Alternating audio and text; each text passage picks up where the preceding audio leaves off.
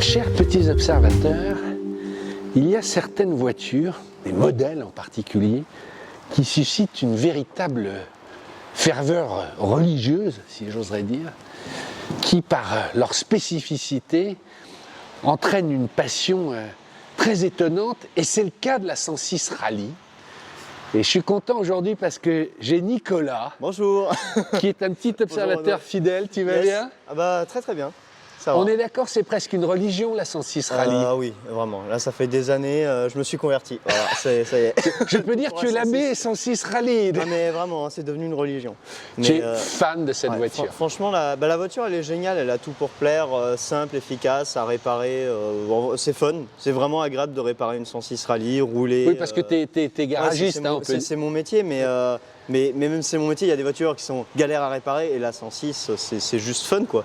Fun comme à la conduite, comme sur piste, comme sur route. Tu te rends compte la pression que tu as parce que si tu fais une petite erreur de diamètre de boulon... Ah non, mais faut pas tomber en panne. Va... Ah, si tu tombes en panne dans non, un mais je parle des gens qui vont regarder, comme tu la connais très bien, mais il y a une tradition, tu la connais. Je la connais. J'espère que tu as bien réfléchi. Oui. Le petit, là, j'ai la pression. Là. Le petit détail qui t'enchante sur ta 106 Rally. Je précise que tu as fait 200 bornes pour venir ce matin sous la pluie, la neige et tout ça. Le détail, je dirais que j'aime bien à l'arrière. En fait, alors, montre-moi. Voilà, qu'à l'époque, on avait le droit de mettre un beau sticker 106 Rally.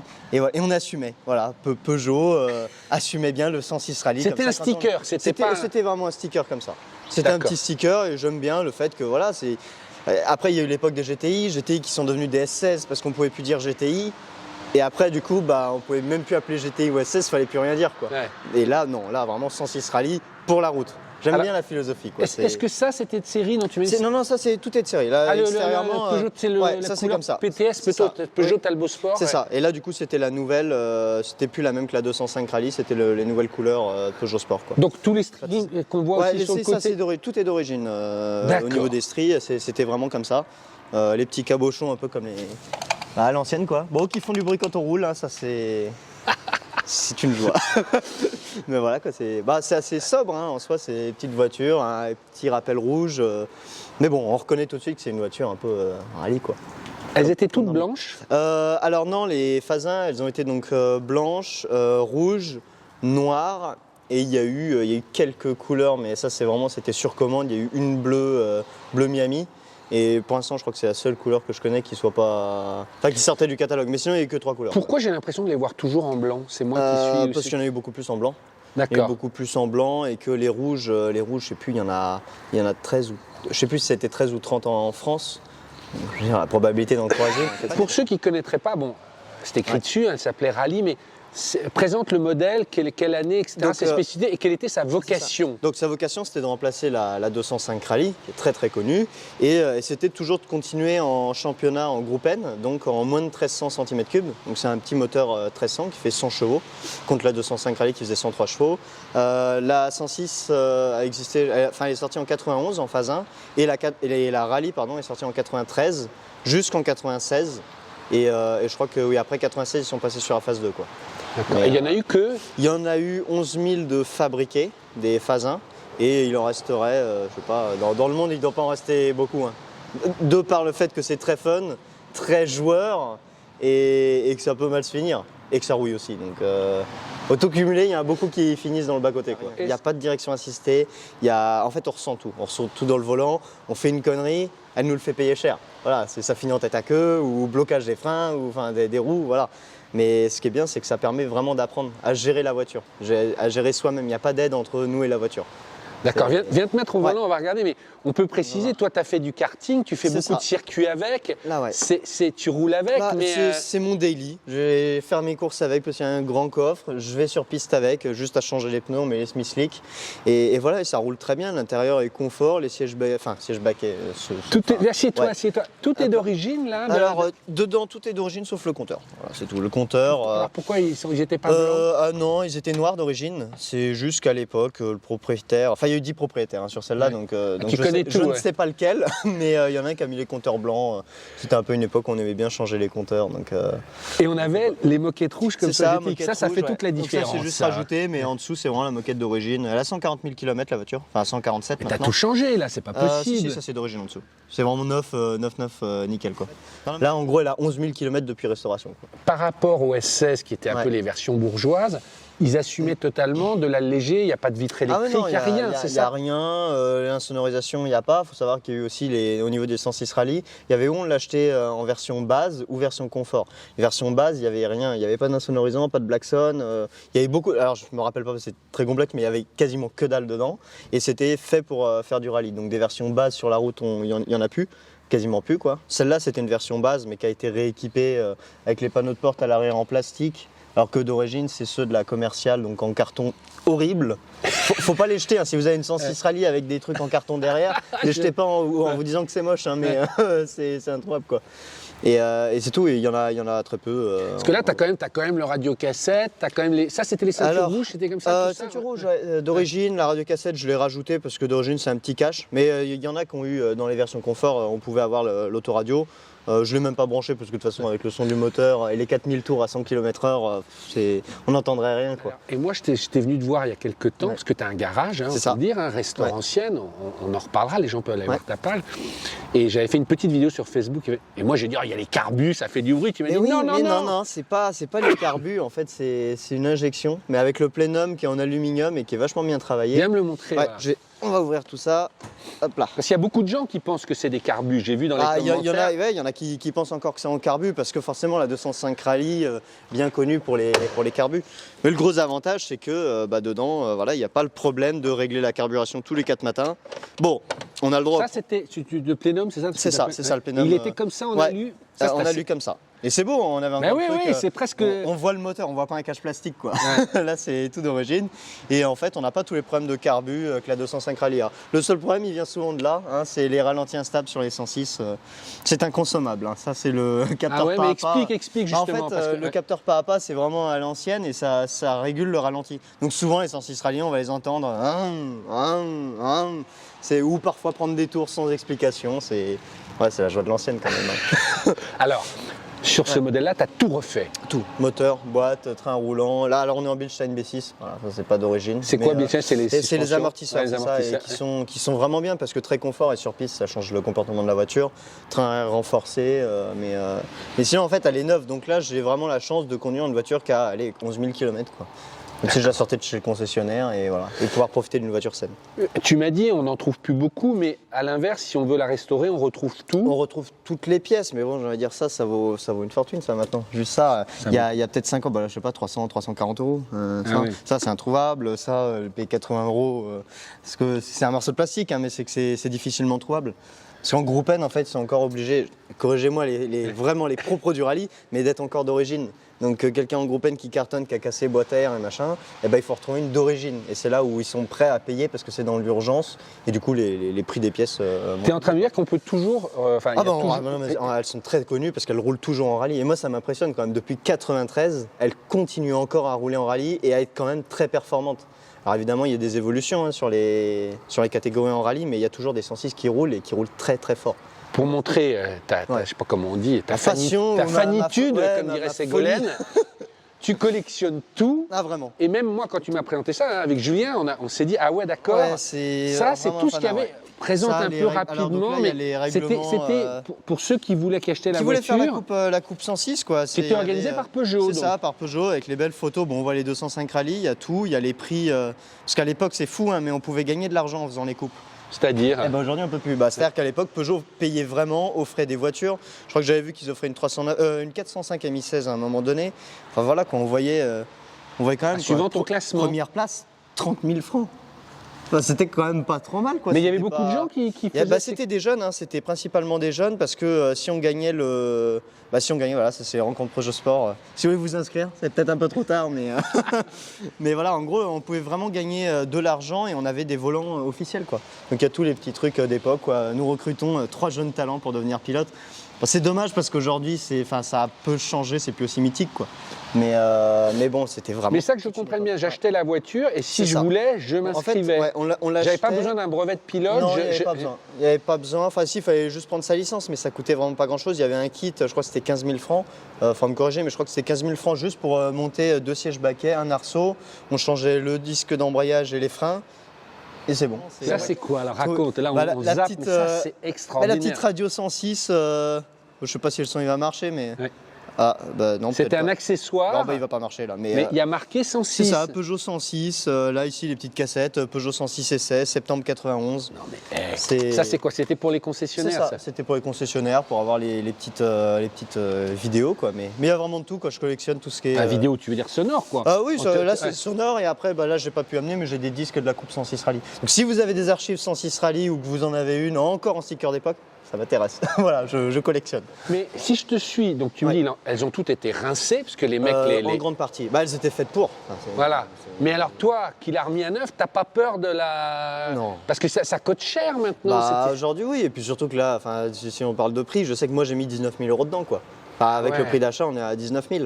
Mais qu'est-ce que tu as refait? Tu me disais, enfin, tout. Tout. Ouais, le seul truc, c'est remettre un coup de peinture sur les sous-bassements parce que je ne l'ai pas fait parce qu'ils étaient encore propres, mais sinon, tout a été refait. Juste la sellerie d'origine. J'ai envie de dire l'intérieur, j'ai quand même tout démonté pour refaire, mais tout est encore. Tu as des photos du démontage? J'ai des photos. Bah, tu me les enverras, non, mais je les mettrai parce que c'est rigolo. J'ai des photos, mais j'ai vraiment tout démonté, quoi. Parce que le truc, c'est que je voulais le faire en une fois, et là, c'était vraiment un objectif record. Quitte à en être malade, c'était la faire en 1 mois et demi, quoi. Tout désosser en 1 mois et demi à refaire. Ce que j'ai réussi à faire, mais un coup de sacrifice sur les heures, quoi. Mais c'était. Elle pèse combien? Parce que c'est en fait, elle pèse 810 kilos, je crois. Ah, c'est ça. 810 kilos, c'est rien. Et c'est vraiment pas ridicule. Hein. C'est une boîte courte, donc forcément à 100 km/h, on est déjà à presque 4000 tours minute. Mais sur petite route, c'est extrêmement ludique. Ça consomme 6 litres 5 au 100. Tu entends, Julien? Assurance. Julien, il est gelé là déjà. Ouais. L'assurance, ça coûte pas grand-chose et le capital sympathie est vraiment bien. Qu'est-ce que tu dirais justement à quelqu'un qui voudrait sauter le pas sur ce type de voiture? Qui voudrait l'acheter? Ouais. Qu'est-ce qu'il faudrait savoir? La rouille. La rouille? La rouille, vraiment, c'est. Si vous voyez de la rouille, en fait, on va commencer par le plus visible. S'il y a de la rouille qui est ici, là, à ces endroits-là, c'est pas bon. Si ici, il y a carrément un trou là, c'est vraiment pas bon. Vérifiez que ce ne soit pas déchiré au niveau des coupelles. Ici, là, sur les côtés. Après, il y a les passages de roues en dessous, on ne pourra pas le voir là. Mais à l'arrière, ça pourrit énormément, quoi. Et ça peut être assez compliqué. Quand on ouvre le coffre, si vraiment vous voyez de la rouille dans le coffre, personnellement, je ferais demi-tour, quoi. Parce que si sur les côtés, j'enlève la belle combi d'époque, ça c'est beau, quoi. Tu cours avec, j'espère. Ouais, je roule avec sur piste. Hein, en fait, si on voit de la rouille qui arrive là dans les angles en bas, là on verra pas très bien, mais s'il y a de la rouille ici, c'est pas. Enfin, franchement, ça pue, quoi. Je suis naïf, mais toutes les 106 comme ça rouillaient en 95 alors que c'était des voitures modernes. Non, elles ont rouillé plus tard, mais c'est toujours pareil, à rouler sur le sel, à rouler un peu tous les jours, ça s'abîme. Et puis c'était que c'est. En fait, faut pas oublier que. Toujours le problème de la spéculation, de la cote, de tout ce qu'on veut dire, c'est qu'aujourd'hui ça vaut de l'argent, les gens en prennent très soin. Quand ça valait 1 500 €, qui est de la rouille, on s'en fout, de toute façon, on la saigne. Et il se trouve que le gars il l'a saigné, après finalement il est peut-être tombé en panne, il l'a laissé de côté. Aujourd'hui ça vaut de l'argent, on va la restaurer. Mais du coup elle est pourrie, quoi. Alors ça vaut combien? Parce que, on les voit autour des 10 000 € aujourd'hui. La mienne elle est expertisée 15 600. J'ai eu un rapport d'expertise. Après, il y en a qui les mettent à vendre plus cher. Est-ce que ça part, est-ce que ça part pas? Je sais qu'il y en a des rouges, j'en ai vu partir à 17 000 €. Pas prix d'annonce, je connais des gens qui les ont achetés 17 000 €. Il faut vraiment aimer piloter, conduire la voiture. Si c'est juste, oui, s'acheter une voiture de collection, parce qu'aujourd'hui c'est une collection, pour s'acheter une voiture de collection et la rouler à 2 à l'heure, c'est pas intéressant. Parce que c'est très peu souple à bas régime. Donc ça va mettre des petits à-coups et tout ce qu'elle veut c'est prendre des tours, hein, elle demande que ça. Bon, on va aller faire un petit tour sous la pluie, c'est pas du pilotage, mais voilà, on va continuer la conversation à l'intérieur. Voilà. C'est un pot d'origine? Alors non, c'est le silencieux il a été modifié parce que d'origine il était rouillé, donc là j'en ai mis un espagnol. Bah, il a tenu 5 mois, hein. Là maintenant il commence à cracher de la ferraille, ça tient pas longtemps, c'est du consommable, quoi. Mais sinon voilà, on voit c'est... Bon, le ralenti là il tient, hein. C'est plutôt bien. Ouais, l'avantage c'est que toi tu sais réparer tes voitures, quoi. Oui, bah, c'est l'avantage, et c'est qu'en gros je roule sans avoir de problème, et j'ai envie de dire, au bout de 11 000 km. T'as fait 11 000 bornes avec, c'est ça? Ouais, j'ai fait 11 000 bornes en 1 an, quoi, à peu près, ouais, 1 an. Bon, si elle devait tomber en panne, elle serait tombée en panne, quoi, assez rapidement de toute façon. Alors, droite ou gauche? Gauche. Gauche. Ok. Hop là. Alors le truc des 106 Rally, c'est que ça met un peu de temps à chauffer, quoi. L'huile, elle met un peu de temps, mais voilà quoi, c'est boîte 5 du coup. Il y a un bouton on là, c'est quoi? Alors le on, ça c'est le ventilateur pour le mettre en marche forcée sur la piste pour pas l'abîmer. D'accord. Mais voilà quoi. Après on voit que sur la route c'est un peu bruyant. Et pas que du moteur, hein, c'est vraiment qu'il n'y a pas trop d'insonorisation là-dedans. Il n'y a pas grand chose. Et ce que j'aime bien, c'est que c'est quand même vraiment fait pour le conducteur, parce qu'en fait tout est à portée de main. Je veux prendre ça, je le prends. Voilà, tout est accessible, on peut. En fait, tout est bien. Quoi. Là, je vais être méchant, mais je trouve que la 106 Rally Phase 2 a moins d'intérêt que la Phase 1. Qu'est-ce qui change à part le look, les phares globuleux et tout? C'est la même moteur ou il change un peu? C'est le moteur de la 106 XSI. Donc en fait, elle a plus de chevaux, c'est ça? Bah oui, mais oui, elle a 105 chevaux, je sais plus quoi, un truc comme ça. Ouais, mais c'est bête parce que du coup en phase 1, la XSI existait déjà avec ce moteur.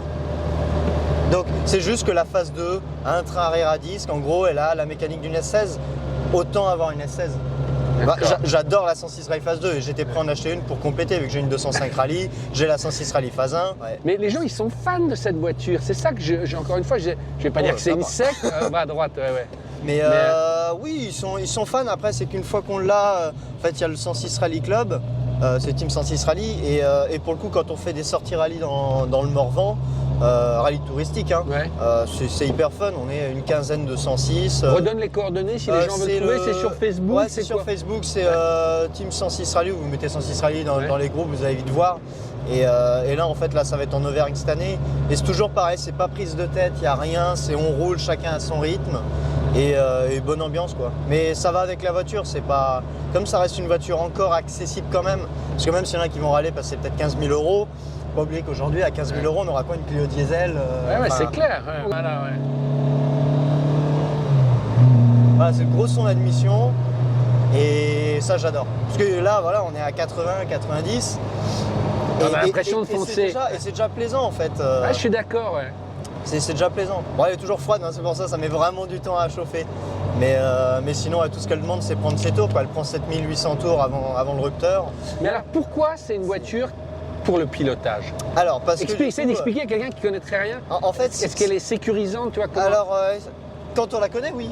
Ouais. Parce que du coup, comme il n'y a pas d'électronique et qu'on maîtrise son pilotage et sa voiture, c'est facile parce que c'est pas l'ABS qui va se déclencher en virage alors qu'on voulait surtout pas quoi. C'est pas les freins qui vont freiner sans nous le dire, le SP qui va se déclencher. Là c'est vraiment moi qui gère le passage des rapports. Si par exemple j'arrive en virage sous l'humidité et que je freine un peu fort, l'arrière il va se mettre à partir à l'extérieur. Ouais. Et si on a peur, on met gros coup de volant, on part en tête à queue, on se met au tas. Ça va très très vite. Donc ce que je recommande, c'est de rouler sur piste. Parce que la première fois en fait, moi j'ai une S16 aussi. La S16, quand elle dérive de l'arrière, j'aime bien lâcher le volant. Il y a la direction assistée qui fait que le volant il se met un peu comme sur les BM en drift. On lâche le volant, elle drift toute seule, tout va bien. D'accord. J'ai fait la même chose sur ma rallye qui n'a pas de direction assistée. T'es parti en toupie quoi. Ouais, note to myself, c'est pas à faire. Parce que du coup, je suis parti dans la pelouse. Ouais. On a rigolé, c'était marrant. Ça aurait été sur route, c'était un mur, une voiture en face. C'est pas drôle quoi. Et puis de toute façon, la route n'est pas un circuit, mais voilà. Ça vaut le coup de la sortir un peu sur circuit, apprendre à maîtriser la voiture. Voilà, maintenant qu'elle est chaude, on va voir juste dans les tours, mais. Et elle prend. Ah ouais. Voilà quoi. Ouais. Ah ouais. Voilà quoi, ça a de la reprise. Ah ouais. Ça a vraiment de la reprise. Est-ce que c'est des voitures qui souffrent, tu vois? Alors les boîtes, oui. Les boîtes là, ouais. Les boîtes de vitesse, elles souffrent énormément. C'est une boîte spécifique pour la voiture ou c'est les mêmes que la ouais, il me semble que je sais pas si c'est exactement la même que la 205 Rally, mais oui, elle est spécifique à la Rally Phase 1 vu qu'elle est un peu plus courte justement. Ah oui. Elle est plus courte, donc oui, maintenant c'est comme sur les S16, hein, c'est le problème des boîtes MA. Du coup, c'est que les synchros ils fatiguent à mort, les roulements. Tout fatigue. Quoi. Donc on est obligé de la restaurer. On est obligé de la restaurer, mais du coup, quand on dit restaurer, ça veut dire quoi? Ça veut dire changer les roulements, changer les synchros. Mais quand le différentiel il est mort, quand les pignons sont morts, eh ben on fait quoi? On peut pas restaurer. Il faut trouver de la pièce d'occasion. Et ouais, non, c'est compliqué quoi. Dis donc, là on navigue à vue. Hein, ah t'as mais vu là ouais. Ouais, hein, mais bon, c'est marrant. Moi j'aime bien. Mais non, hormis la boîte, le train arrière. Le train arrière aussi, ça c'est. Prévoir à peu près 1000 €, autour des 1000 € pour les refaire faire. Je vous recommanderais le garage ALS, qui est à Bordeaux, qui fait les trains arrière en renforcé. Parce que pour le coup, lui, il les fait très très bien. Après, il y a du délai, c'est cher. Mais parce qu'il y a un train arrière renforcé sur cette en fait, voiture. quand c'est renforcé, c'est que lui, il réalise au niveau des poutres à l'arrière pour mettre 2 roulements de chaque côté. Alors que d'origine, il n'y a qu'un seul roulement. Donc forcément, c'est beaucoup plus solide, quoi. Ça tient mieux. En fait, ça tient ad vitam aeternam, quoi, avec les 4 roulements.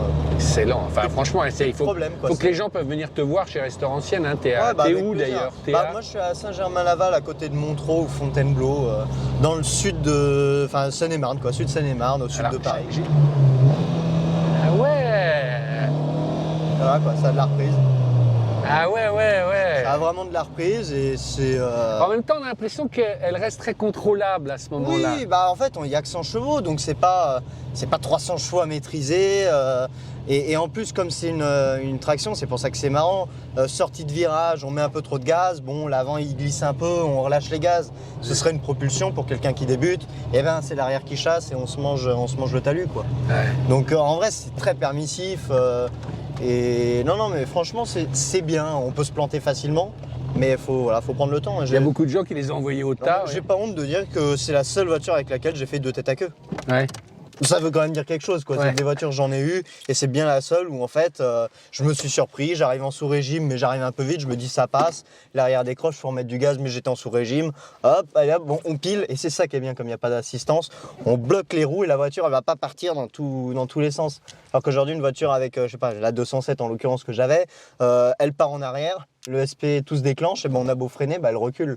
Et comme le vent est braqué, elle recule dans tous les sens, c'est une cata, quoi. Alors que là, on maîtrise ce qu'on peut, quoi. Ah, j'adore. C'est fun comme voiture.